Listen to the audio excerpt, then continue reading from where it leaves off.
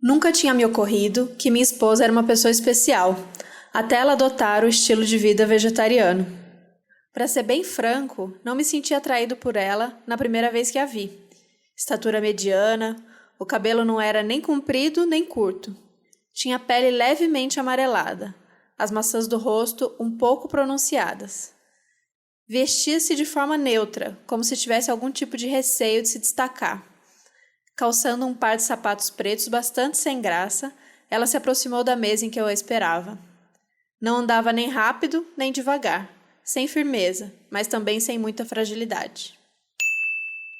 Vocês estão ouvindo Outras Mamas, com Thaís Goldcorn e Bárbara Miranda, e esse é o episódio 86, A Vegetariana.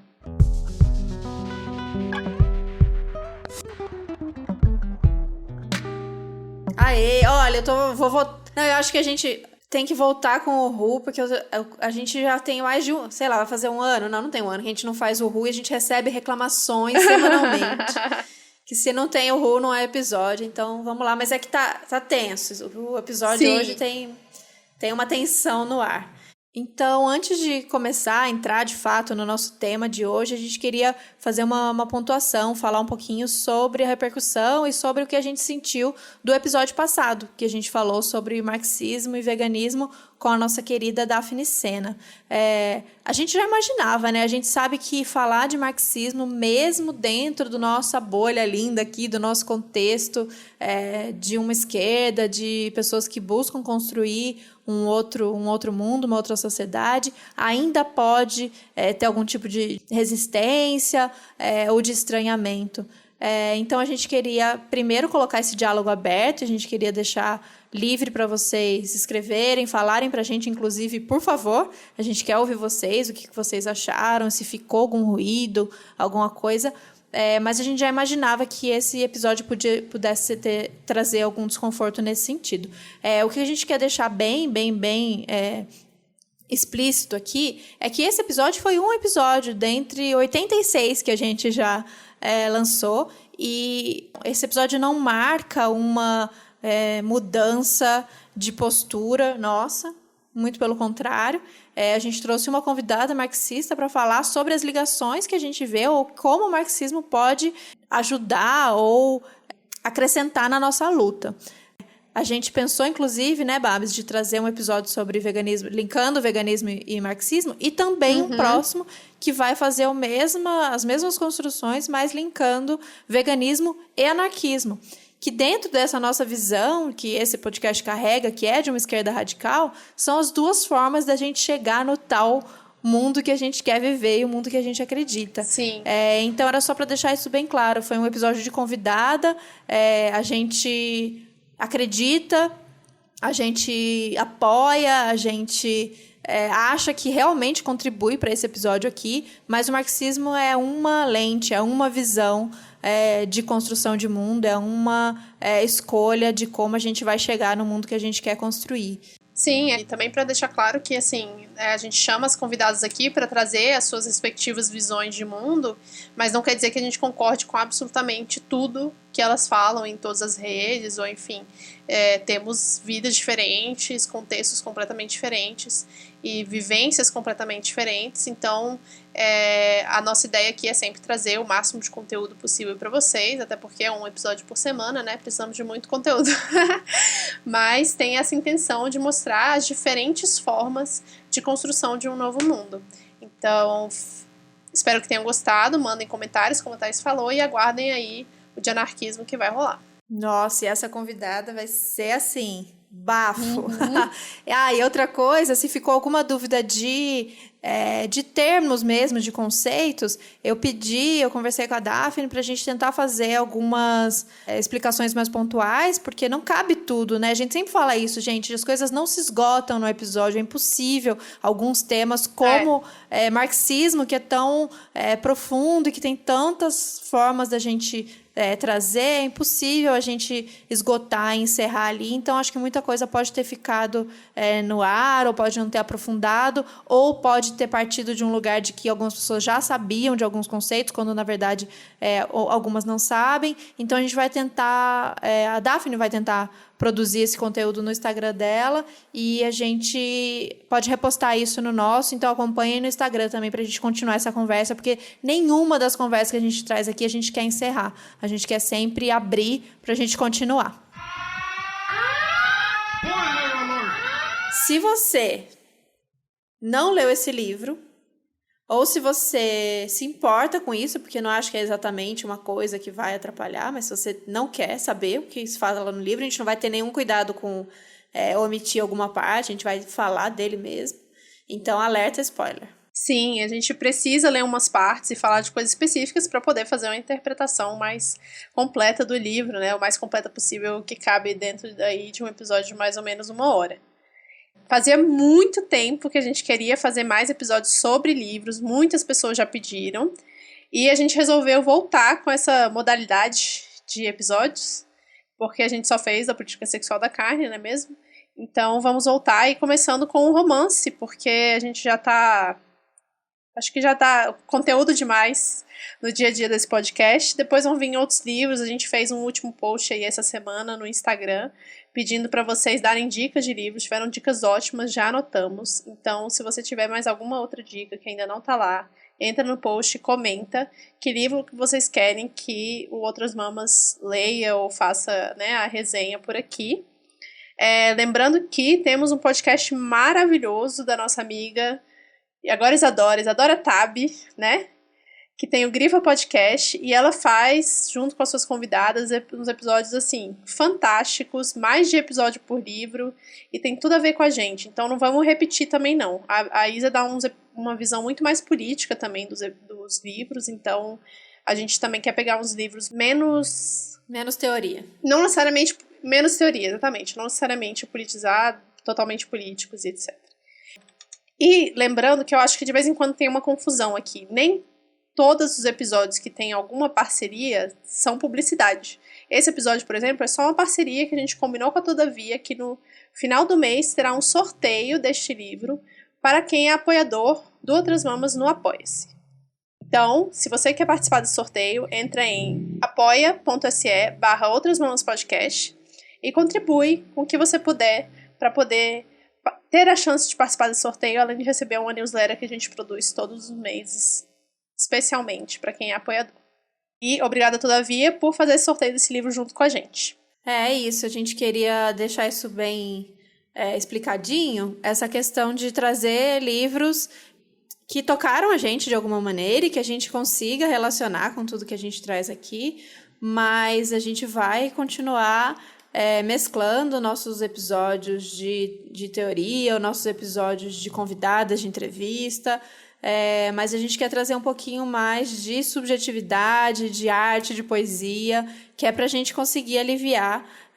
Não que alivie, né? Vou trazer um alívio, vou trazer a vegetariana. Não, esse livro aqui... Mas, de qualquer maneira, aliviar, não no sentido de ser levinho, não é isso. Quem já leu esse livro, ou quem já ouviu pelo menos falar, sabe que de levinho ele não tem nada. Mas no sentido do estudo, da teoria, das certezas, dos métodos. Então, esse livro ele abre espaço para interpretação. A gente se conecta com várias coisas e as interpretações vêm, obviamente que tem uma mensagem que a autora quis passar, depois a gente pode falar um pouquinho sobre ela, tem contexto, nada, nenhuma obra, nada nesse mundo vem livre do seu contexto, né? Depois de ter tido um episódio sobre o marxismo, sobre o materialismo histórico, é isso, não tem como a gente falar, é uma historinha e aí eu vou analisar essa história ou essa personagem. Não, essa autora, essa obra, esse livro estão inseridos dentro de um contexto histórico, político, enfim. Mas, de qualquer maneira, tem espaço para poesia, espaço para interpretação, espaço dessa subjetividade. Então, por isso que a gente se animou desse primeiro livro, nesse jeito, né, que a gente vem trazer, que seja esse livro A Vegetariana. Mas a gente quer trazer... De qual vai ser a frequência, Babi, você acha que a gente traz livros? Acho que uma vez a cada 2 meses, talvez? Acho que sim, acho que pode ser. Ou talvez mais, dependendo. Se a gente gostar bastante, se vocês gostarem bastante, aí vocês ajudam a gente com esse termômetro.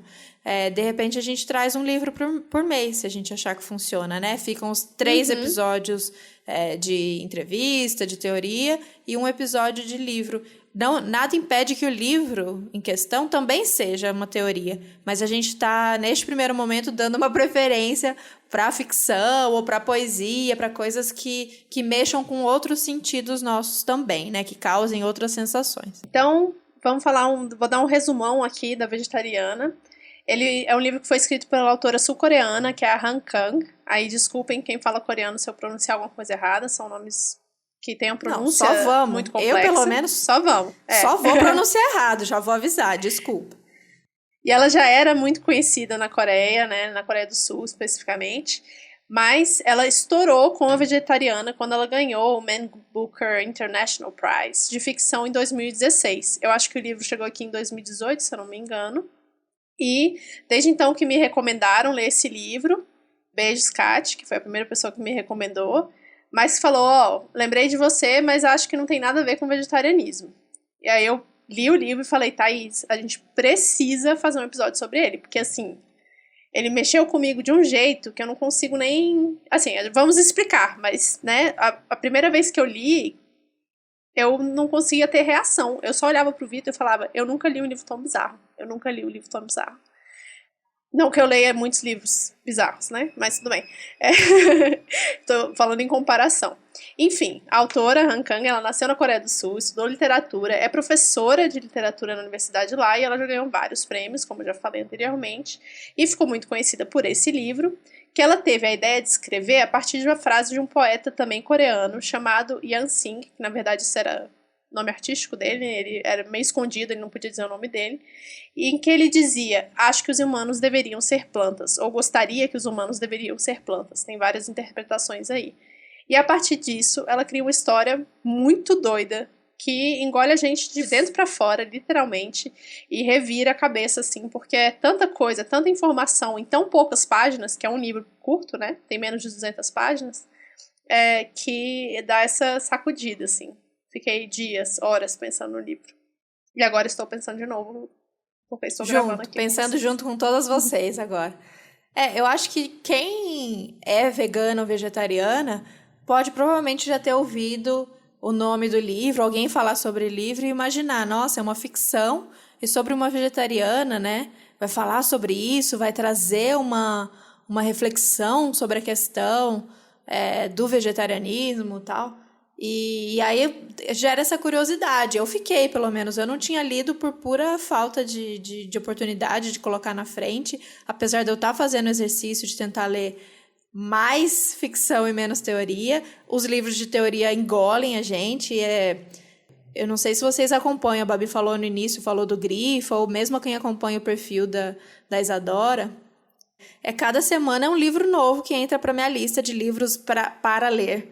E a gente fica nessa, né? E acho que a própria Isadora fala bastante sobre isso e outras pessoas, que a gente não pode aplicar para os livros, principalmente a gente que tem esse posicionamento anticapitalista, antiprodutivista, a gente não pode aplicar para o nosso prazer de ler, ou seja por prazer, ou seja por aprendizado, a gente não pode aplicar a mesma lógica capitalista de tipo, preciso, tô devendo e mais, e me indicaram, eu preciso comprar, porque senão a gente aplica a mesma lógica, assim.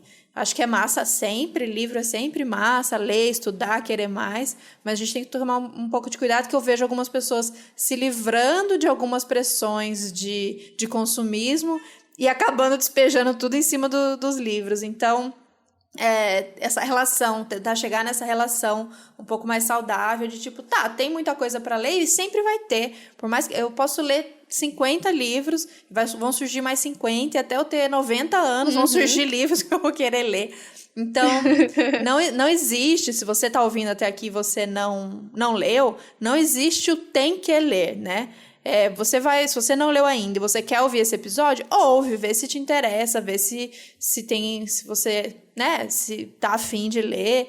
E aí, quem sabe você lê. Eu tava com essa vontade de ler ele há um tempo, mas nunca entrava na frente. E aí eu li especificamente pro episódio. O Babi falou e eu li, e é rápido de ler, viu? É um livro daqueles que te prende, rapidinho você lê. E aí acho que, sim, a gente puxou essa curiosidade muito pelo nome. Acho que muita gente vai puxar aí essa vontade de ler a partir da curiosidade de o que é, quem é essa vegetariana, o que é essa vegetariana, o que diz, o que pensa, como come, do que se alimenta. E deu essa vontade de ler. Então, a partir daí eu vou dizer por que o livro ele é fácil de ler, e a gente vai destrinchar isso como Velhos Tempos de A Política Sexual da Carne. Esse livro ele é dividido em 3 partes.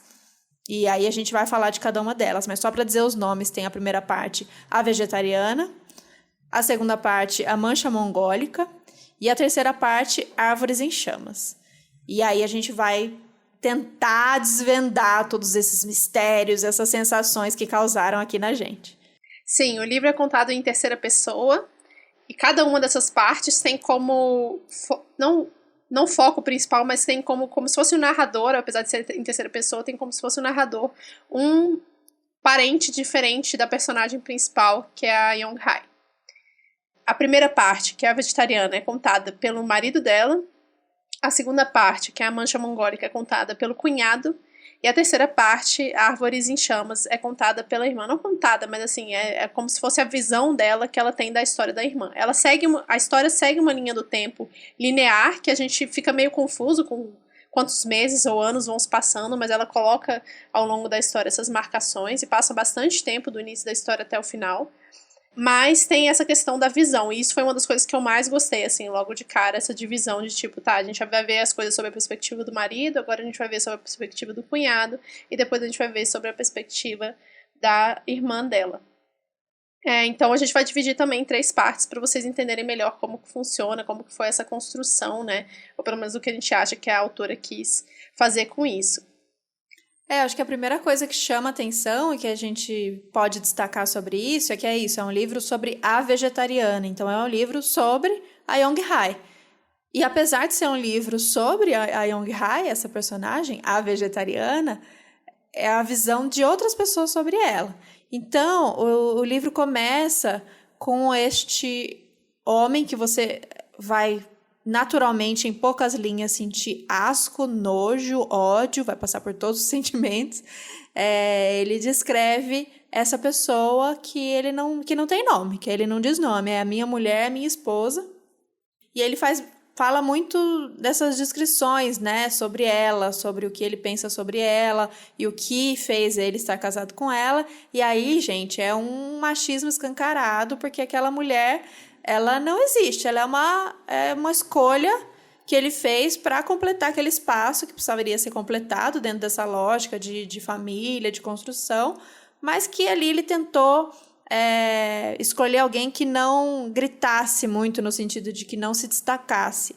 Não chama atenção pela sua beleza, não chama atenção pelas suas roupas. É ali exatamente como a gente leu ali no início do podcast, é como ele descreve ela. A escolha da esposa foi justamente por ser uma mulher normal, que não chama atenção em nada, que não causa nada, só está ali cumprindo o seu papel de mulher. E tem até uma parte, um trecho que eu destaquei aqui, que eu lembrei muito da música do Chico Buarque, que não tem a ver com uma esposa, na verdade, que é cotidiano, né? Todo dia ela faz tudo sempre igual, me sacode às 6 horas da manhã. Vou soltar só um pedacinho aqui para todo mundo ouvir, que ele fala: conforme minha expectativa, ela desempenhou a função de esposa sem grandes dificuldades. Todos os dias acordava às 6 da manhã e preparava arroz, sopa e um pedaço de peixe. Primeiro que isso é café da manhã na Coreia, né? E estou julgando. Mas, brincadeira, gente.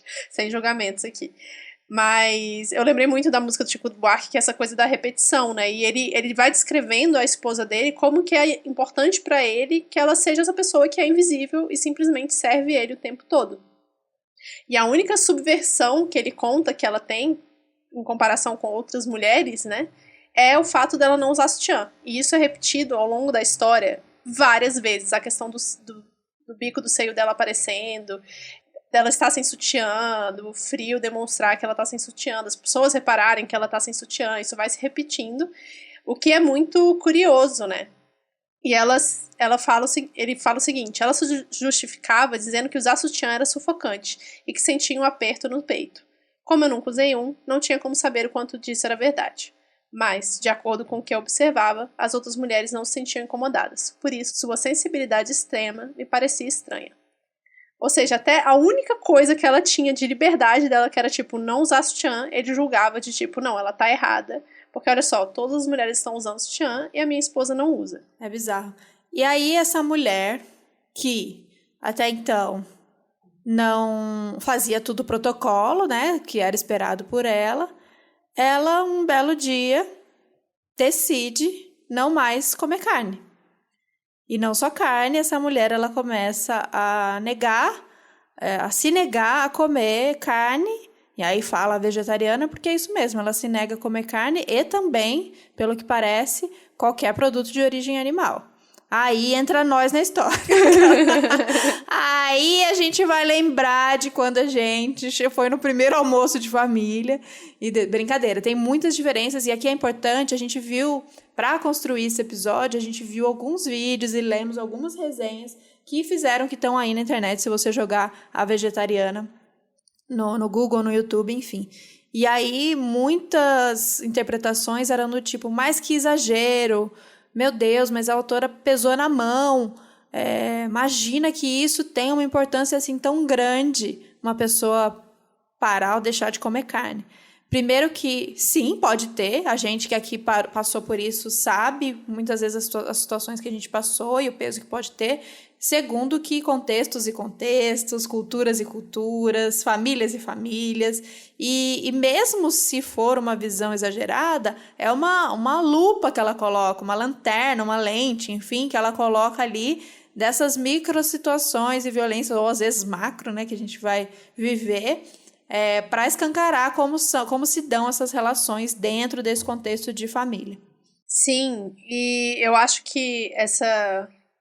Pode se colocar como exagero, né? Mas eu não sei nem... Muita gente resumiu esse livro a uma história de um romance de terror, né? Como se fosse realmente uma coisa meio macabra para assustar as pessoas. E talvez tenha sido intencional, mas para mim foi bem real. A forma como ela descreve a história é tão bem descrita, é tão bem detalhada, que eu consigo imaginar todas as cenas. Para mim, esse livro é um filme que tá pronto, esperando para ser filmado.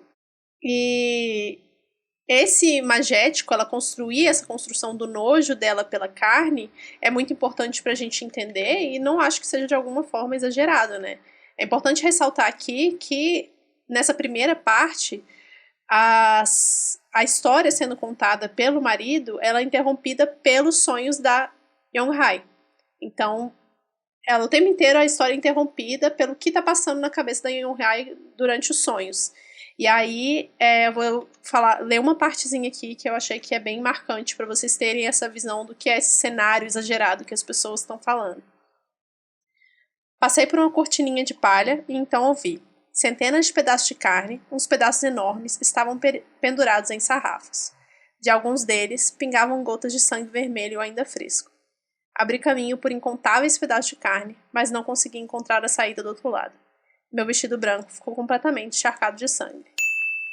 Se isso não é um frigorífico, eu não sei o que é. E se essa descrição não é mais precisa, eu não sei o que é. E nunca fui no frigorífico, mas já vi fotos, imagino que, né? Tá bem condizente. Sim. E ela tem esses sonhos repetidamente, e uns sonhos meio que como se ela estivesse matando os animais. E é isso que afasta ela totalmente, né, do se alimentar de carne. E aí eu pergunto pra vocês, por favor, respondam nos comentários, quando vocês ouvirem o podcast, quem aí não teve já uma reação, né, de ver cenas assim e querer parar de comer carne por conta disso, assim, ou começar a entender que aquilo é um animal e sentir realmente o gosto de um ser vivo dentro da sua boca, não é mesmo? Um ser vivo senciente dentro da sua boca.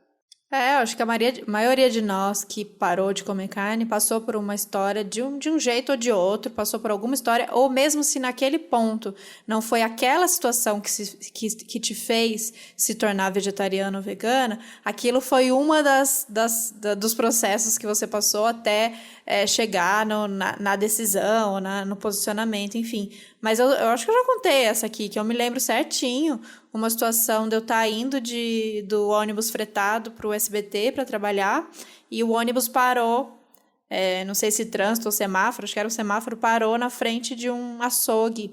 E aí tava aquele caminhão refrigerado, aberto, o caminhão branco, as portas abertas, e os funcionários com aquela roupa branca e tal. Ele pegou uma peça gigantesca, um corpo de um animal, e jogou assim nas costas, né? E aí foi cena de filme, porque eu senti todo aquele processo, eu poderia descrever aquilo com toda a precisão de detalhe, porque aquele corpo bateu no ombro dele e deu aquela mexida, que é aquela chacoalhada de um corpo morto. E aí ele entrou para dentro do açougue, descarregou e se repetiu. Uma cena banal, todo mundo viu aquela cena, aquilo acontece todos os dias, em todos os lugares, e eu provavelmente já deveria ter passado em outros momentos da minha vida, eu já deveria ter passado e visto alguma coisa parecida e tal, mas eu nunca tinha olhado, e naquele momento, voltamos a Titia Carol, naquele momento, para mim, o referente não foi ausente. Ali, naquela época, eu ainda comia carne.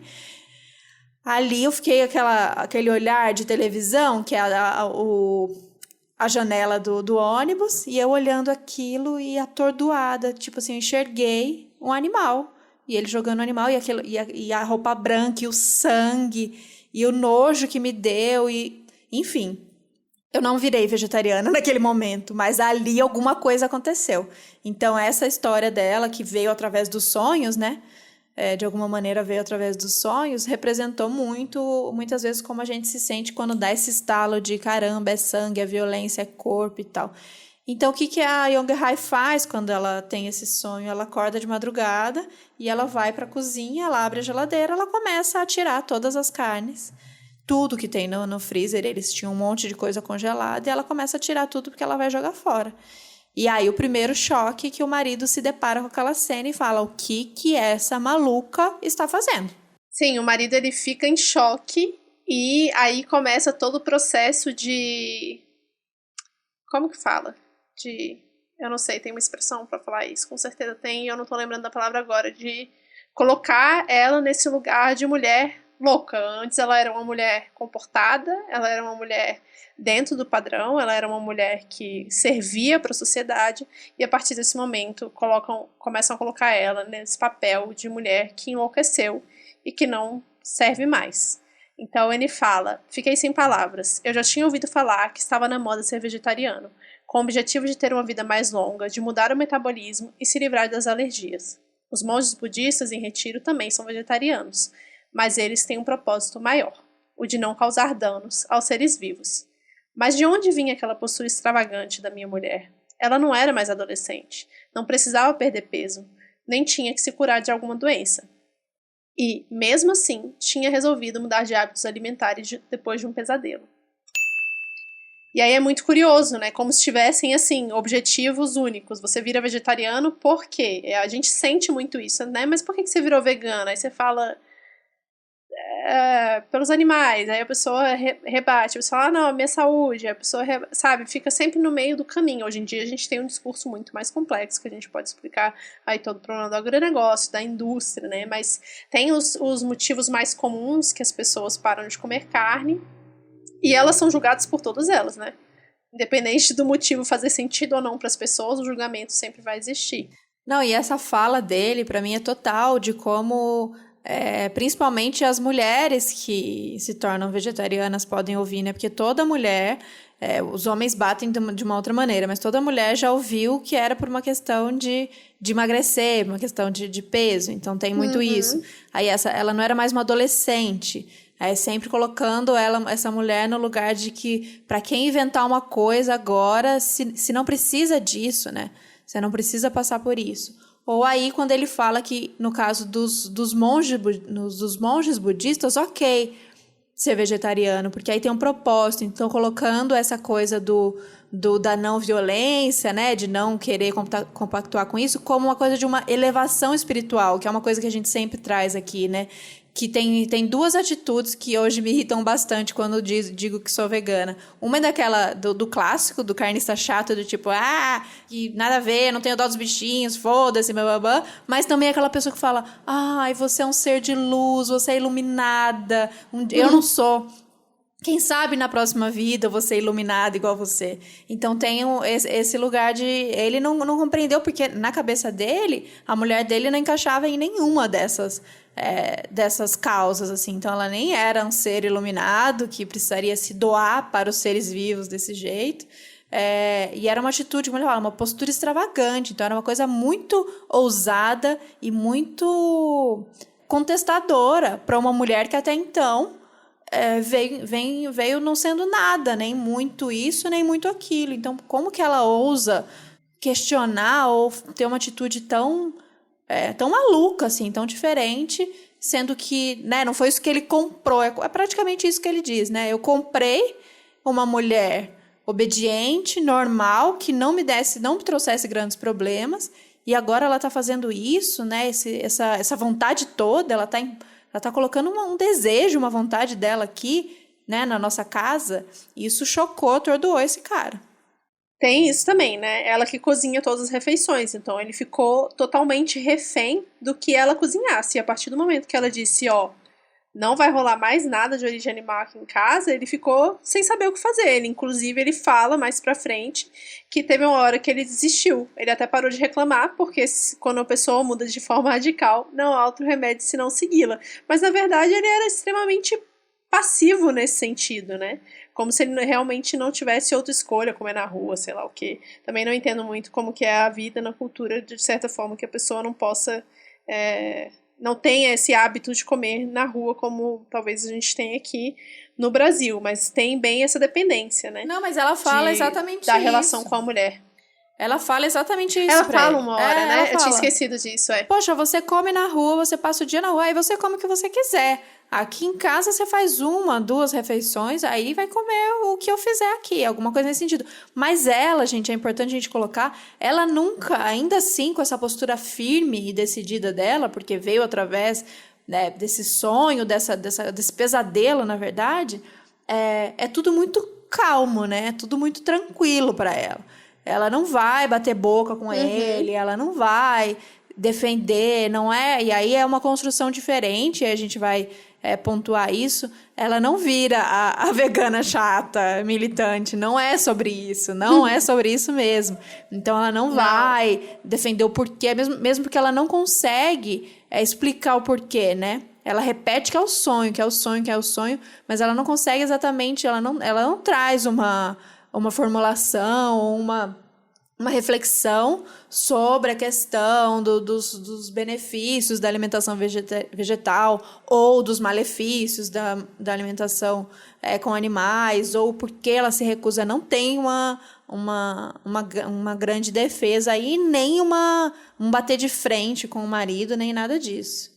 Sim, até por isso que talvez algumas pessoas não tenham relacionado o livro com o vegetarianismo, né, ou com o veganismo diretamente, assim, porque é uma postura muito individual, que tem a ver muito com o processo individual dessa pessoa. Mas como aqui a gente gosta de deixar tudo mais amarrado e mais complexo, né, eu acho que tem tudo a ver. Inclusive, eu acho que uma das partes mais marcantes que a Thaís destacou é quando o marido tenta se aproximar dela, e ela fala que não é para ele se aproximar, e tem toda uma discussão sobre sexo. O livro todo gira em torno desse desejo dos homens pelas mulheres, de uma forma meio erótica, só que meio macabra ao mesmo tempo. E aí ele tenta se aproximar dela, e ela fala que ela não quer. Ele pergunta por quê, ela fala, você tem cheiro. Aí ele, cheiro de quê? Ela, carne, seu corpo cheira a carne. Aí ele dá uma gargalhada. Como assim? Ele fala, como assim? Eu acabei de tomar banho, como que eu posso estar cheirando carne? Ela, eu tô cheirando por todos os seus poros. E pode ser exagerado, mas rola. Não, ela é vegan sexual, não tem nada de exagerado. Ai, gente, não, e para. O cheiro fica mesmo na pele. Sem brincando, o cheiro fica na pele, sai no suor, para. É real. Somos todas Young-Hai. E aí eu não lembro direito que parte que se é antes ou depois do jantar que ele tem de trabalho, que a gente já vai falar sobre ele. Mas tem uma cena muito pesada de estupro dentro do casamento, como já temos bastante conhecimento de que acontece todos os dias. E é muito importante ressaltar porque aqui eu acho que é o ponto máximo do ápice da violência do marido contra ela. Quando ele olha pra ela e vê ela simplesmente como um ser que tá ali pra satisfazer os desejos sexuais dele, e já que ela não tá fazendo por bem, ele vai fazer por mal de qualquer forma, e tem a descrição dessa cena, que é assim, aterrorizante. Eu confesso que até este momento eu me arrastei pra ler esse livro, porque eu tava achando, não que tava devagar, nem nada disso, mas porque eu tava achando muito denso, sem ter uma coisa que me amarrasse ali na história. Mas a partir desse momento deslanchou, porque aí as violências só foram escalando, e eu ficava o tempo inteiro assim, meu Deus, o que vai acontecer com essa mulher? Meu Deus, o que vai acontecer com essa mulher? O que vai acontecer com essa mulher? E essa cena realmente, eu lembro que eu li antes de dormir, assim, eu fiquei, tipo, muito mal. Muito mal. Eu fiquei, cara, é isso, sabe? E milhares de mulheres passam por isso todos os dias e ninguém fala o suficiente sobre isso. Não que ninguém fala, mas isso tem que ser mais conversado. Então é importante a gente falar que sim, tem esse momento, essas descrições, e são bem pesadas, então não deixa de ser um enorme gatilho aí para algumas pessoas. Então eu acho que se for ler sabendo que tem isso, e a outra coisa é não ler antes de dormir, porque é pesado, mexe com sonhos, mexe com, né, pode dar, se você for uma pessoa sensível, ou se isso for um assunto sensível, tentar ler num outro horário e tentar ler aos pouquinhos, nesse momento, né? Depois acaba, vocês vão ver pro lado que o livro vai, continua pesado e tem muitas cenas de violência, mas são mais subjetivas mesmo. Uhum. Então, mais sutis e tal. Então tem essa descrição em especial que é pesada, mas ela é importante para essa construção de quem é essa mulher, né? Em que contexto ela está e quem somos nós, né? Nessa mulher. Mesmo a gente tendo essas grandes diferenças, né? Culturais, como a gente consegue se reconhecer em muitas dessas coisas dentro dessa sociedade e especialmente dentro dessa família. Sim. E aí vem pro jantar que o marido dela tem com o pessoal do trabalho, e ele não obriga ela a ir, mas ela vai junto com ele, faz parte, né, de todo o protocolo, de todas as esposas vão estar lá, então ela tem que estar também. E essa descrição desse jantar, pra mim, é assim, a coisa que a gente mais pode relacionar com relação ao veganismo, tudo que a gente fala aqui todos os dias que a gente grava esse podcast, que são o relacionamento com outras pessoas, o relacionamento com o mundo à nossa volta, o que é ser vegano no mundo carnista. Tem toda uma conversa, né?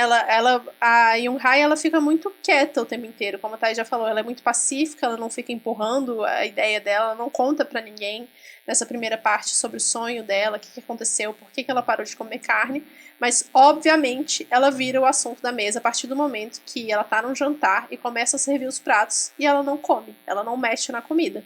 Aí as pessoas começam a perguntar, e isso assim, é a coisa mais comum que acontece até hoje, depois de 4 anos de veganismo. É aflitivo esse jantar, né? Eu me imaginei ali, eu fico desesperada.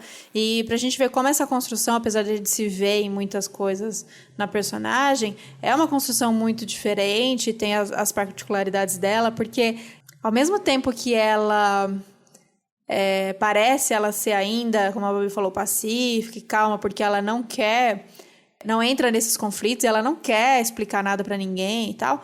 Ela é muito sem papas na língua, assim. E aí o marido tava em pânico, com medo que ela desse um fora e fizesse ele passar vergonha, assim. Ele tava desesperado. Então esse jantar, ele é aflitivo do tanto que você fica nervosa por ela, pelo que pode acontecer, mas ao mesmo tempo dá pra se divertir um monte vendo o marido desesperado e passando vergonha, passando nervoso, enfim, é muito bom. Mas os comentários são clássicos. Tudo que foi falado naquela mesa a gente já ouviu. E aí começam a discutir sobre isso. E é isso, é tão claro que ela não quer fazer uma defesa do vegetarianismo, porque ela pouco se importa com as outras pessoas. O negócio dela é sobre ela. É sobre o que ela não vai comer pronto. E ela enxerga aquilo daquela maneira, mas ela só quer meio que... Ela não quer que encham o saco dela, a porra do saco dela. Ela quer comer em paz e ficar na boa. Ela não quer nada, mas as pessoas ficam cutucando ela e fazendo comentários de tipo, eu acho estranho, eu acho radical. Ai, nossa, é terrível. Por que que ele... olha esse, eu destaquei um aqui que é clássico. A pessoa fala, que bom, até hoje eu não tinha dividido uma refeição com um vegetariano de verdade. Seria terrível comer ao lado de alguém que tem nojo de carne. Os que são vegetarianos por motivos espirituais certamente desprezam aqueles que a consomem, não é mesmo? Aí o outro. Deve ser como quando se devora uma lula fresca enrolada no palitinho, enquanto a mulher da frente fica nos encarando como se estivesse vendo um animal. Então é a situação que tá todo mundo, essa galera toda que tá zoando ela, no fundo, algumas pessoas estão incomodadas porque sabem que aquilo é real, que aquilo é um animal, enfim. E aí, pra você ver como não precisa, ou ser vegetariano, vegano, naquele momento da refeição, fazer algum tipo de defesa de alguma coisa, porque as próprias pessoas se movimentaram ali só da presença dela, só de ter uma presença de uma pessoa se negando a comer carne. Foi basicamente isso. Eu li pro Vitor, eu falei, Vitor, vê essa parte aqui. Eu falava, gente, não...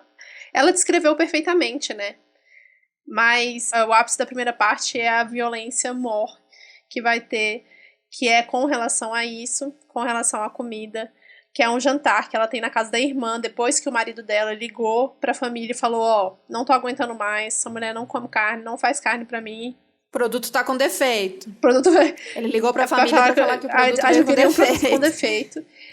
Não tá dando certo, não tá rolando, preciso de intervenção de vocês. E aí vai a família toda, pais, irmãos, pra casa da irmã dela, e eles pressionam ela pra comer carne de todas as formas, e ela disse, não vou comer, não vou comer, não vou comer, até que o pai dela manda eu acho que o cunhado ou o marido dela e o irmão dela a segurarem ela pelo braço e enfiar um pedaço de carne na boca dela. E aí, quando ele consegue isso, ela cospe pra fora, sai correndo, pega uma faca e corta os pulsos. E aí essa cena é assim...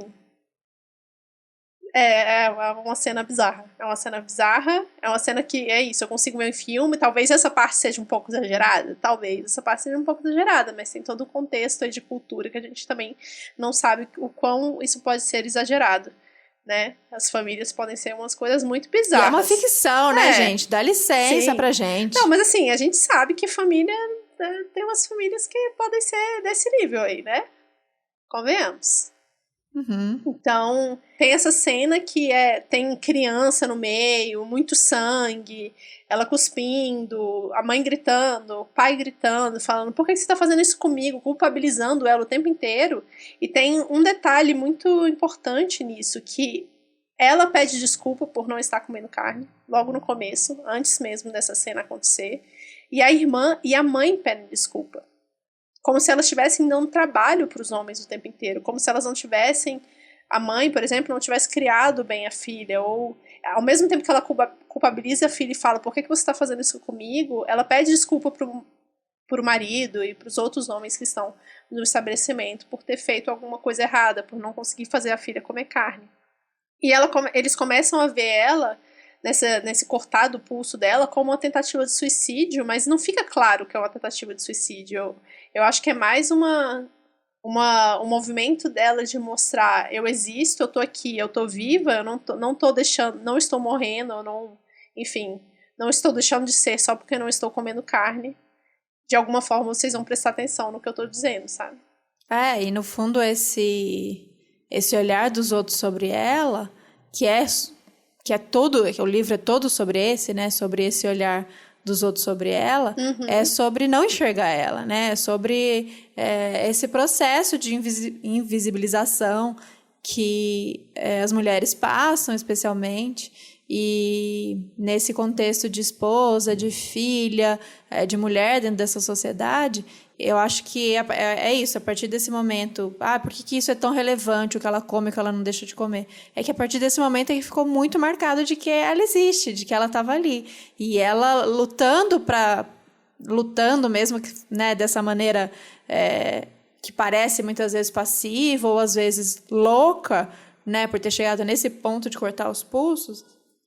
Mas era uma forma de, exatamente o que eu ouvi disso, uma forma de dizer tô aqui e uma forma de ser respeitada, do tipo, não, vocês extrapolaram todos os limites do meu corpo, né? do que sou eu, né, do meu espaço. E Até aqui eu deixei vocês virem como eu ia me comportar, como eu ia ser, com quem eu ia casar, o que eu ia fazer, como eu ia me vestir. Até aqui eu aceitei tudo isso. Agora, comer carne eu não vou e aqui vocês vão ter que respeitar, né? Mesmo que isso seja tudo nas entrelinhas. E não foi respeitado. É essa invasão do corpo dela é um grito de desespero, assim, de salvação daquela mulher. Eu enxerguei assim, pelo menos. Eu também enxerguei dessa forma. E aí tem toda uma parte de hospital, que eles levam ela pro hospital, toda uma discussão nesse sentido, aí o drama familiar. E aí a gente vai pra segunda parte, que é a mancha mongólica. E a primeira coisa que eu tive que fazer foi procurar o que era uma mancha mongólica no Google, porque eu não fazia ideia do que era. Você não sabia, menina? Não sabia. Você não tem uns bebê, você não tem uns baby asiático aí nas suas amigas? Uns baby japonês, uns baby... Queria. Eu tenho aqui, né? Eu tenho, que é a coisa mais gostosa do mundo. E é isso, essa pra quem não sabe... Não, a Babi pesquisou, então vai, depois eu dou meu relato pessoal. A Babi fala do Google. O que o Google disse que é mancha mongólica? É uma mancha de nascença, que alguns bebês têm até 1 ano de idade, mais ou menos. Ela é mais esverdeadinha, assim. E é basicamente isso, não tem nada demais. Tem mais alguma coisa? Não, é porque é isso, ela é mais comum, não sei quantos por cento, é mais comum em bebês asiáticos. Então, acho que é, né, até por isso não, mancha mongólica e tal. E aí, os bebês aqui das minhas amigas, elas sempre me contaram isso, e quando nasce, eu peço foto. eu tô meio igual o cara, né? Eu peço foto e tal, eu achei muito curioso também. E é uma mancha meio roxa, pode ser roxa, meio esverdeada, e ela é na bunda, mas bunda meio subindo, assim, meio bunda, meio costas, assim. E essa não tem uma explicação muito disso, não tem nada, não dói, não é nada, é uma mancha de nascença. E a ideia é que suma, né? Sumir essa mancha. E geralmente ela some, até 1 ano de idade ela já sumiu. E aí, por que esse episódio chama Mancha Mongólica? Porque a nossa querida protagonista Young-hae, ela tem a mancha mongólica até hoje. A dela, por algum motivo que não se sabe, nunca sumiu. E acho que a irmã conta isso, né, em algum momento pro marido dela, que é essa figura que está dando a visão dele sobre os fatos. E aí vocês vão entender que... Eu acho... É difícil dizer, né, qual é o capítulo mais bizarro, mas esse é especialmente bizarro. Mas esse é meu favorito. Esse é o Esse favorito? foi o que me prendeu. Esse foi o que eu não consegui parar de ler, assim. Eu só parei de ler na hora que eu terminei. Ele é bom mesmo. E é tudo em função dessa mancha mongólica e não por acaso, né? Esse cara, ele fica vidrado quando ele descobre que essa cunhada, que até então era uma cunhada, uma mulher normal, que não fede, não cheira, não é nem bonita nem feia, não é atraente, não é isso, não é aquilo, mas ele descobre que ela tem a mancha mongólica e aquilo deixa o cara completamente maluco, fascinado. Ele é um artista, gente. Ele é videoarte, ele é esses caras. A gente pode chamar ele de quê? 1, 2, 3 e esquerdomacho, se fosse aqui na Santa Cecília. E aí, esse cara, ele fica completamente fascinado por essa ideia. Fascinado é pouco, ele fica... precisa de uma palavra mais forte pra isso. Psicótico. Obstinado, sei lá, esse cara, ele fica completamente maluco de saber que a cunhada tem essa mancha. E a cunhada, não é só, né, a partir da mancha, é isso. No caso do marido, a partir dela se recusar a comer carne, ela virou alguém desafiadora, que não interessava mais ele, porque, né, o produto veio com erro. Aí o cunhado, o contrário, né, o cunhado... que era uma mulher contrário, mas também, né, também de um lado ruim, era uma mulher nada, de repente aquilo, somado ao fato da toda a situação que aconteceu, dela ter parado de comer carne, e da situação lá com o hospital, com o jantar da família, esse homem falou, meu Deus, essa mulher, ela parece a minha esposa, mas ela é mais interessante, porque ela é selvagem, porque ela é... Então tem esse olhar objetificando mais uma vez essa mulher. E aqui, para fazer a parte cronológica, né, acontece a separação do marido da Young-hae com ela, então eles não estão mais juntos, ela já tá morando sozinha, recuperada, no apartamentinho dela. Ali é o momento que ela tá bem. E eu vou ler, então, um trecho para destacar isso que a Thaís falou sobre a construção que o cunhado dela faz sobre ela. Todos aqueles pensamentos sobre sua cunhada começaram quando ouviu a esposa falar da mancha mongólica. Antes disso, nunca tinha sentido nada especial por ela. A estação de agora surgia com força ao se lembrar do período em que ela estava hospedada em sua casa. Não conseguia evitar de sentir um ardor quando ela, passiva, abria a mão para projetar leques de sombra na sacada. Quando ele observava seu tornozelo branco à mostra, enquanto ela lavava o rosto do sobrinho, quando ela via TV, sentada de lado com uma postura vulnerável, e sobretudo, toda vez que pensava em suas pernas meio abertas e nos cabelos arrumados, ficava excitada. Pairando sobre todas essas lembranças estava a mancha mongólica esverdeada. Uma mancha sem função alguma, primitiva, existente apenas às costas e nádegas de bebês e crianças. Sobrepondo-se a ternura com que, havia muito tempo, olhou para o bumbum macio do filho recém-nascido, as nádegas de sua cunhada produziam em sua mente uma luz brilhante.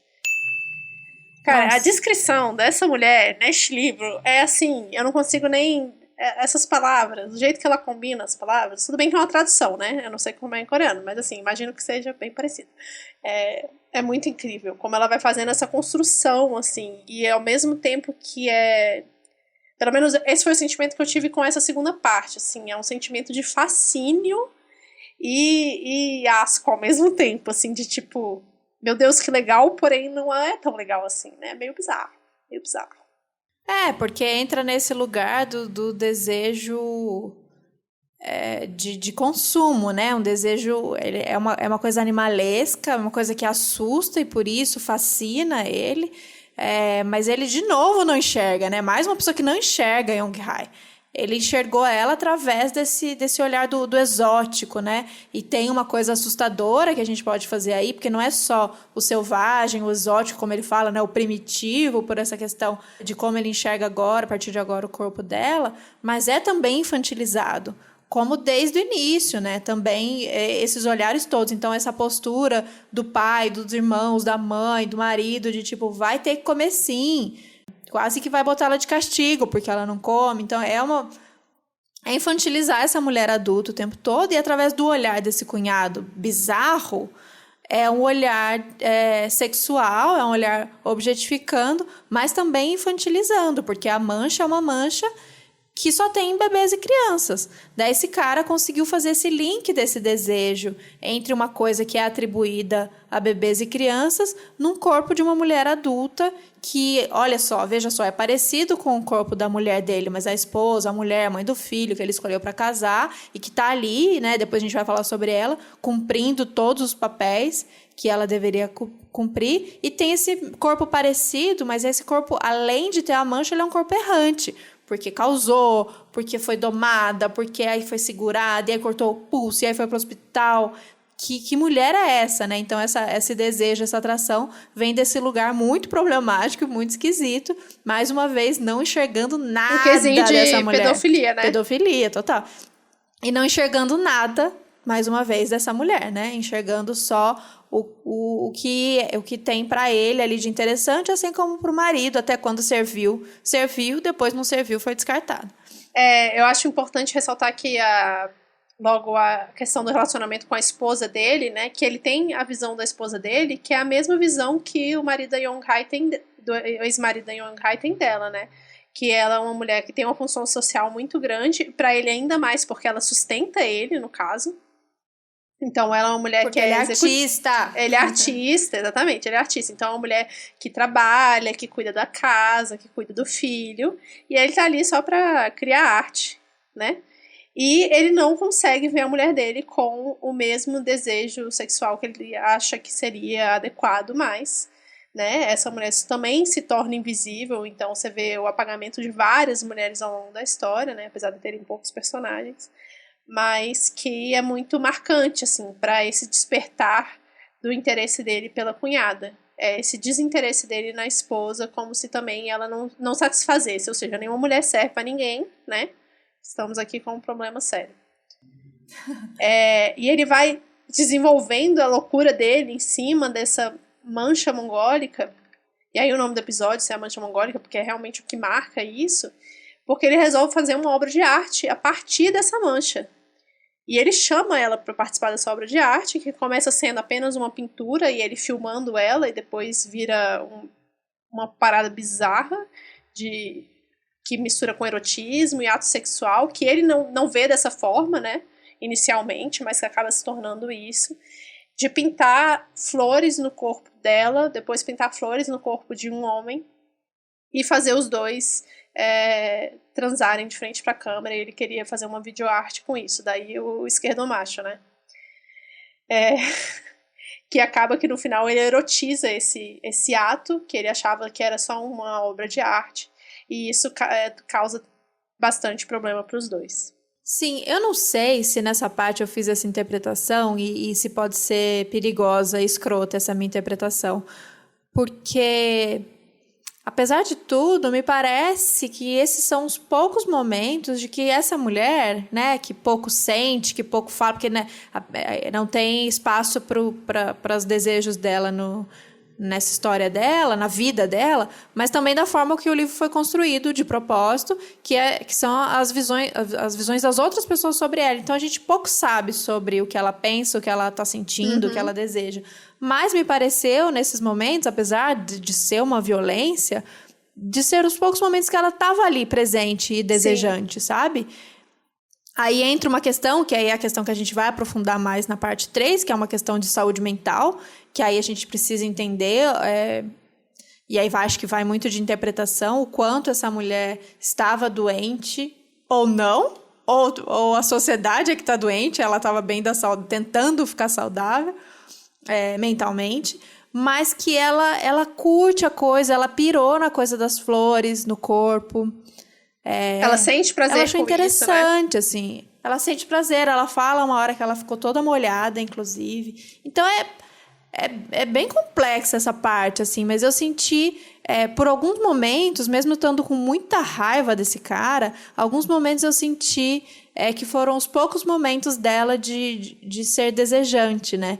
Então, é complexo, eu não sei, eu queria ouvir de vocês também. Primeiro da Babi, mas depois eu queria ouvir de vocês. Porque ao mesmo tempo que esse cara, obviamente, estava fetichizando ela, usando ela, pirando nessas questões de ele mesmo não sabia como ela estava, né, mentalmente, se estava fragilizada, e ele se aproveitou disso porque ele pirou numa ideia, né, num conceito na cabeça dele. Então, isso, não estou falando sobre isso, né, sobre ele bizarro, mas sobre sentir que ela, em alguns momentos, ela estava conhecendo alguma coisa sobre ela e se libertando de algumas coisas. E ela é muito bem resolvida com muitas coisas, né? A questão do corpo, a questão de ficar pelada.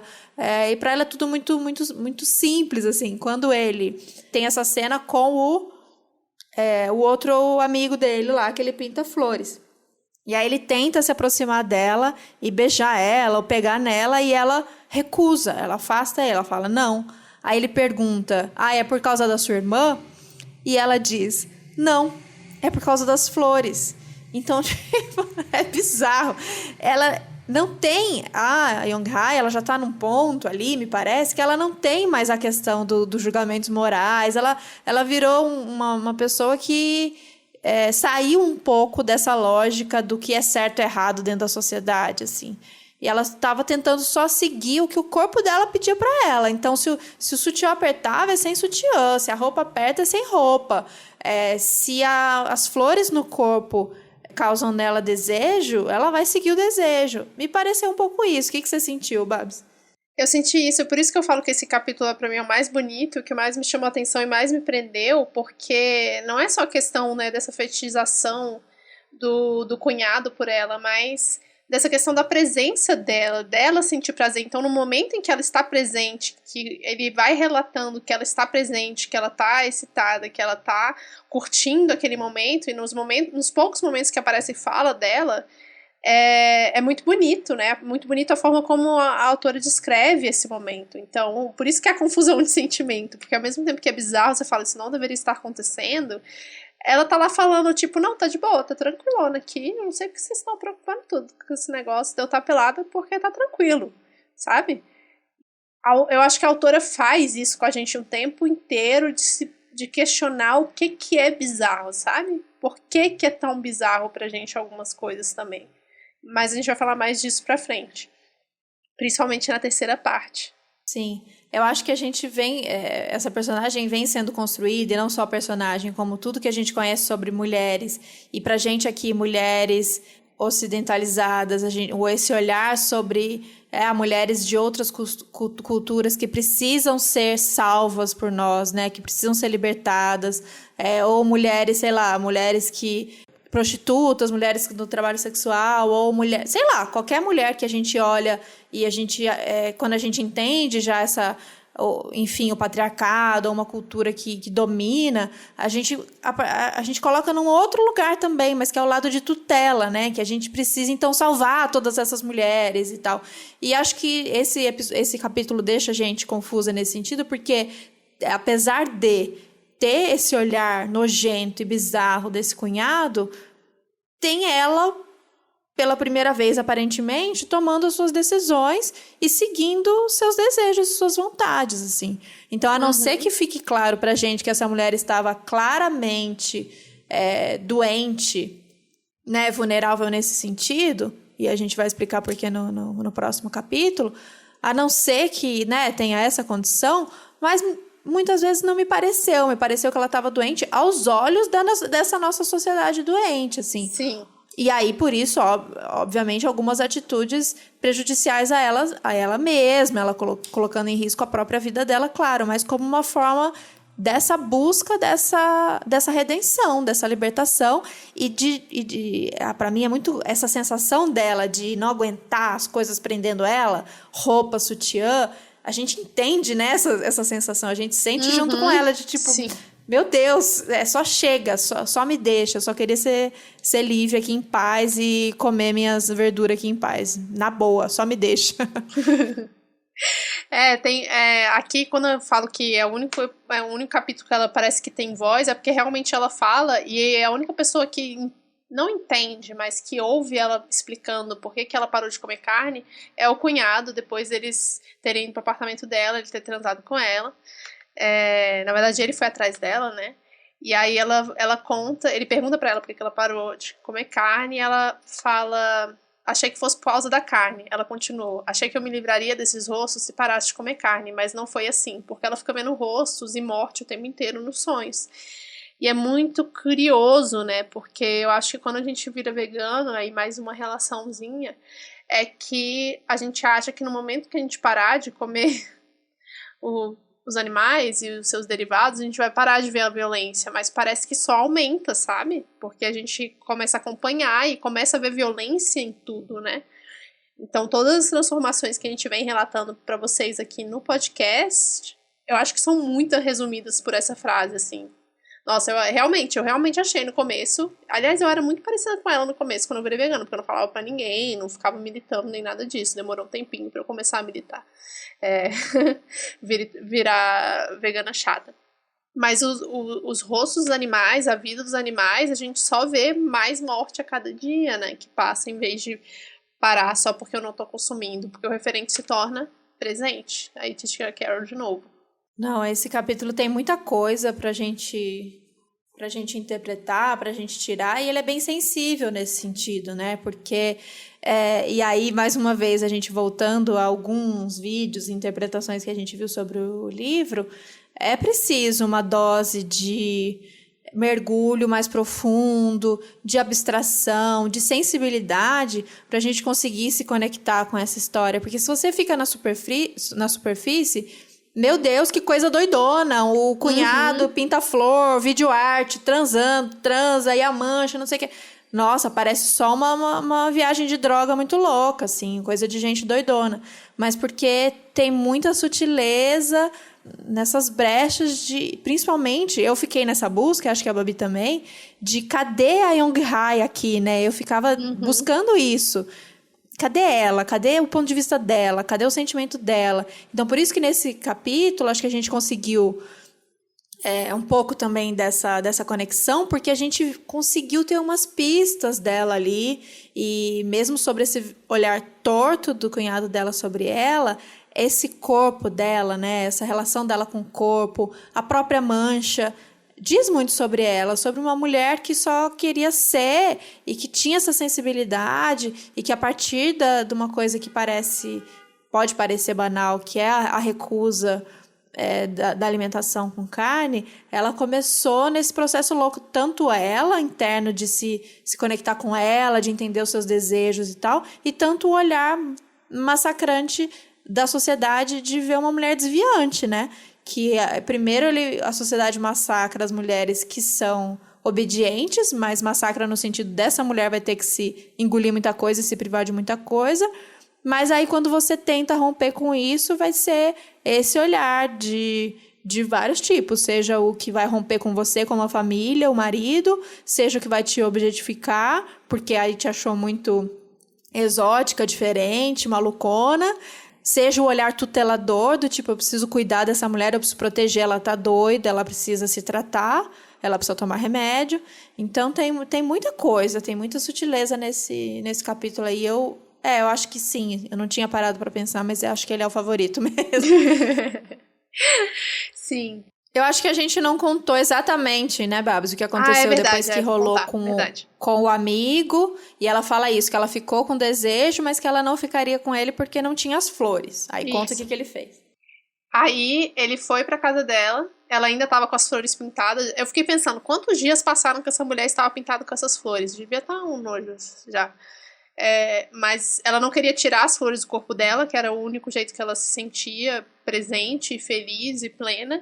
E aí ele resolve pintar nele mesmo e ir pra casa dela. E aí eles têm a noite toda lá de bem transante. E ele filma. E ele filma tudo pra poder finalizar a videoarte dela. E chega de manhã, a irmã dela vai visitar ela porque ela não tá respondendo as ligações. E pega o marido e ela pelados e chama ambulância no hospital psiquiátrico para levar os dois embora. Acaba que ele não é diagnosticado com nenhum problema, então ele só vai preso, né? Ele vai preso, enquanto ela vai pro hospital psiquiátrico. E aí, na terceira parte, que é o Árvore em Chamas, é basicamente ela no hospital psiquiátrico sendo visitada pela irmã, e aí com a visão da irmã contando essa terceira parte da história. Sim, então a partir disso a gente, né, esse olhar, essa irmã viu esse horror dessa cena. Primeiro que essa vida perfeita, dessa construção certinha, do jeito que deveria ser, dessa irmã começa a desmoronar a partir daí, porque imagina, o próprio marido... ela também divorcia, né? A gente tem que falar um pouco dessa mulher, que também é essa mulher que aceitou esse papel, e aí cumpriu, a Babi já falou um pouco dela, ela trabalha pra caramba, eles têm o filho, ela que cuida desse filho, esse marido já começa a dar aqueles sinais de, meu Deus, ele passa noites no estúdio, e ele não dá conta de cuidar do filho e das coisas da casa, enfim. Então, essa mulher sobrecarregada, essa mulher que segura o mundo nas costas, e essa mulher que foi a única que não virou as costas para a irmã, né? Nesse momento, apesar desse olhar de ela precisa de cuidado, ela é uma criança, ela tá doida, ela tá doente, ela precisa se tratar. E nesse primeiro momento, ela tem esse olhar sobre o marido também, que ela pensa... Para esse homem fazer isso com a minha irmã, sabendo que minha irmã tá doente, ele só pode estar doente também. Uhum. Né? Essas classificações de Sim. se fez isso, só pode estar doente. Sim. Então, essa mulher, meu Deus, que fardo também ela carrega, e ela vai atrás de colocar essa irmã lá, mas ela, ao mesmo tempo, as certezas dela e a família dela, as coisas, elas começam também a desmoronar, e ela começa, através dos processos da irmã, a se enxergar também, né? Sim, e eu gosto muito de, logo no começo, acho que é o segundo parágrafo, que descreve como ela é, pra gente caracterizar bem essa mulher, né? Que a principal é Young-hae e o nome dela é Young-ho. Não é muito jovem, também não se pode dizer que seja bonita, mas tem as curvas do pescoço suaves e olhos simpáticos. Está maquiada de leve, de um modo bem natural, e veste uma blusa branca com mangas curtas, limpa e bem passada. Graças a seu jeito asseado, que causa boa impressão a qualquer um, a vaga sombra que rodeia seu rosto é quase imperceptível. Ou seja, ela é a mulher perfeita, né? Porque ela é a Young-hae que deu certo. Exatamente. Deu certo para esse contexto dessa sociedade. Ela é a mulher que tá ali presente, porém ainda invisibilizada de certa forma, né? E vai então acontecer nessa terceira parte a desconstrução dela mesma por ela mesma, né, observando a irmã nesse hospital psiquiátrico, porque ela faz diversas visitas ao longo desse capítulo. Se no segundo capítulo a gente começou a ter algumas pequenas torcidas ali pela Young-hae, de que ela estava se conectando com ela mesma, sentindo alguma coisa, aqui tem todo esse processo brutalizante que é novamente fechar ela, medicar ela e tratar o comportamento dela como desviante para tentar que ela volte, né, a poder conviver, para que aquele bicho volte a poder conviver em sociedade. Então é bem angustiante, é bem desesperador também esse capítulo, mas enquanto isso vai acontecendo com ela e ela começa a sentir coisas que aí a gente começa a classificar sim como coisas de uma pessoa doente, então os comportamentos começam a ficar ainda mais esquisitões e tal, essa irmã começa, desse distanciamento que ela tinha, desse olhar de que minha irmã tá doida, ela começa a se questionar também, ela começa a ter sonhos, né? E também é bem sutil e também é bem poética essa parte. É bem bonita essa como a gente passa por isso muitas vezes, né? A gente, nos nossos processos aqui de questionar o nosso papel nessa sociedade, às vezes, quando a gente começa a se transformar, alguma mulher muito próxima da gente, seja nossa mãe, nossa irmã, uma amiga, começa a partir desse olhar sobre a gente, passar por suas transformações também. Ou ao contrário, quando você vê uma mulher muito livre, né, uma mulher tentando ser livre, pelo menos, você começa a se olhar e a pensar que talvez seja a sociedade que está toda errada mesmo e não aquela pessoa. Sim, e eu acho muito importante também nessa terceira parte, que é a coisa da medicalização, né? O quanto que é presente, o quanto que é forçada. A cena ali do início, na primeira parte, de obrigarem a comer carne, ela se repete depois no hospital, eles obrigando ela a tomar remédio também, né? E ela fazendo de tudo para não tomar remédio. Isso a Young-hae. E é muito marcante, isso pelo menos ficou muito marcado para mim, o quanto que essas instituições que deveriam ajudar as pessoas muitas vezes atrapalham porque elas estão completamente despreparadas para receber pessoas que não estão funcionando dentro do sistema, sabe? E não querem fazer parte do sistema que a gente vive. Para mim, eu acho que ficou bem marcado isso, assim, de tipo, cara, esse hospital não parece muito bom, né? Mas aí qual hospital que é? Hospital psiquiátrico. De tentar voltar a encaixar essas pessoas naquela norma, porque daquele jeito elas não estão dando problema, e desse jeito está dando problema demais para essa estrutura que precisa continuar desse jeito. Então, se a Young-hae, ela estava, de alguma maneira, no primeiro e no segundo capítulo, tentando, né, tentando só se reencontrar com o que ela é, com seus desejos, como nesse momento ela foi impedida e podada, ela, através também dos sonhos, através de como ela está se posicionando agora, ela meio que fala, bom, se nessa sociedade... Ela não fala, né? Isso aqui já é interpretação. Se nessa sociedade eu não estou conseguindo ser desse jeito, nessa forma humana, estou conseguindo ser livre, talvez a minha redenção, talvez minha liberdade seja eu ser como as árvores, eu ser as plantas, e ela acaba, aos poucos ali, página por página, perdendo ali, sumindo a sua humanização, a sua humanidade, enfim, e quase que vivendo um estado vegetativo, né, para onde ela está se caminhando. Me parece isso.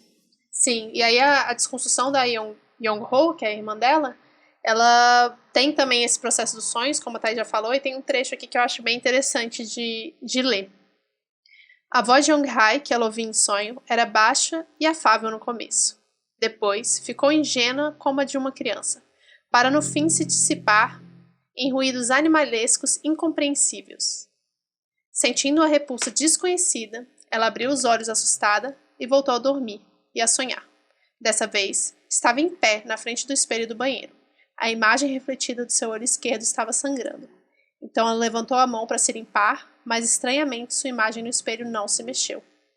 Ela permaneceu quieta, sem reação, observando seu sangue fresco se derramar.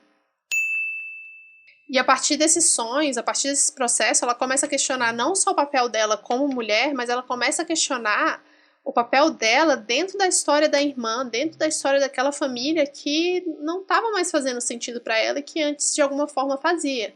Ela questiona o papel dela como mãe, ela, uma hora, ela deixa o filho em casa e vai ver a irmã, e ela fica, cara, será que eu tô pirando igual minha irmã? Será que eu não tô sendo uma boa mãe a princípio que eu tô fazendo, né, depois de fazer isso? Será que não tinha como eu ter impedido tudo isso que aconteceu com a irmã se eu tivesse ali naquele jantar, estado do lado dela e não deixado meu pai fazer o que ele fez com ela? Será que eu poderia ter evitado todo esse desastre que veio logo depois? E ela começa a se questionar e sem entender direito, né? O tempo inteiro esse capítulo é um grande questionamento de todas as partes, eu acho. Parece que só a Young Hai que tá ali certeza, não, tipo, eu sou uma árvore, me deixa quieta que eu tô de boa aqui. Vocês estão tentando me enfiar comida, vocês estão tentando me enfiar remédio, mas eu estou tranquilíssima. Enquanto o corpo dela vai sumindo, parece que a consciência dela vai se tornando mais plena e mais concisa mesmo, mais coerente, sabe? O corpo para ela ali se torna deixa de ser um instrumento, mas um mero objeto também, né? E a Young-ho, que é a irmã dela, começa a se questionar sobre tudo isso, de por que ela tá aceitando isso, por que ela tá querendo sumir, por que ela tá querendo virar uma planta. Eu gosto desse destaque aqui, que é quando ela começa a questionar tudo e pensar que talvez a irmã não esteja tão doida assim e tudo em volta que tá maluco. Então ela fala. Então ela se lembra da visão dos corpos nus e entrelaçados do marido e Young-hae. A imagem a chocou muito, não havia dúvida. Mas conforme o tempo passa, por alguma razão, ela já não a relacionava a algo sexual. Aqueles corpos cobertos de flores, folhas e caules verdes eram tão estranhos que já não se assemelhavam a pessoas. Os movimentos que faziam pareciam forjar uma luta para deixar de serem humanos. Qual era a intenção do seu marido quando decidiu gravar a fita? Por que arriscou tanto por aquela filmagem desoladora para, no fim, perder tudo? O que de fato lhe pesa como sentido da verdade, glacial até a medula, é que, se seu marido e Young-hae não tivessem ultrapassado todos os limites como fizeram, se seus atos não tivessem feito com que tudo ao seu redor desmoronasse como areia, certamente a pessoa a surtar teria sido ela. E se tivesse surtado, não teria como se recuperar. Então o sangue que Young-hae vomitou hoje era para ter saído do seu próprio peito? Olha este trecho. Esse é de morrer. Olha esse trecho. Esse é o nível máximo de empatia que a pessoa consegue chegar pela outra pessoa. Sim, assim, nesse momento ela enxergou a irmã e ela entendeu que se não fosse a irmã, teria sido ela. E eu acho que a gente pode deixar no ar aqui como que é o final. Não vamos contar como acaba o livro. Para incentivar que vocês leiam, obviamente, né, e conversem com a gente sobre isso, mas essa terceira parte ela gira em torno dessa descoberta da irmã e dessa relação das duas, assim, e é muito interessante ver isso, como a Thaís já falou, essa coisa da empatia e de você se movimentar a partir do movimento de outra mulher. Então, muitas pessoas que fizeram a resenha, a crítica desse livro, focaram na questão do machismo e da violência feita pelos homens da história, né? E a gente focou aqui na linha do tempo da personagem principal, que é a Young-hae, e como que é a relação dela como mulher, né? E como que a gente identifica com ela como mulheres também. E como que isso é uma questão muito grande no livro, que talvez algumas pessoas tenham deixado passar alguns detalhes porque estavam focando somente na violência e na parte bizarra da história, né? No que é comum pra gente. Então é isso, esse capítulo final tem essa beleza dessa relação, dessas descobertas, né? Desse olhar de uma mulher sobre a outra, dessas irmãs que só elas sabem o quanto elas passaram dentro dessa família. Imagina uma família que faz aquilo que fez naquele jantar, imagina todos esses processos. Então é angustiante, mas é muito bonito de acompanhar. E é isso, essa foi a nossa leitura. Eu espero que vocês tenham se empolgado aí junto com a gente. A gente quer trocar com vocês. Quem leu, a gente quer ouvir o que vocês acharam, se vocês leram meio parecido com a gente, se tiveram outras leituras, porque acho que tem espaço para muitas leituras. E quem não leu, se empolgou para ler, o que estava achando, o que pensou, o que despertou em vocês, o que tocou aí. E aí eu vou chamar uma fala da própria autora, que ela deu uma entrevista, acho que para a Folha, se eu não me engano, que é: o que é sanidade, o que é ser humano, o que é violência e o que é misoginia e estupidez. Então ela traz esses questionamentos o tempo todo através desse livro, e eu acho interessante a gente deixar esses questionamentos aqui para vocês, pra gente refletir, e vamos conversar então. É isso, É isso, gente. gente. Muito obrigada. Beijo.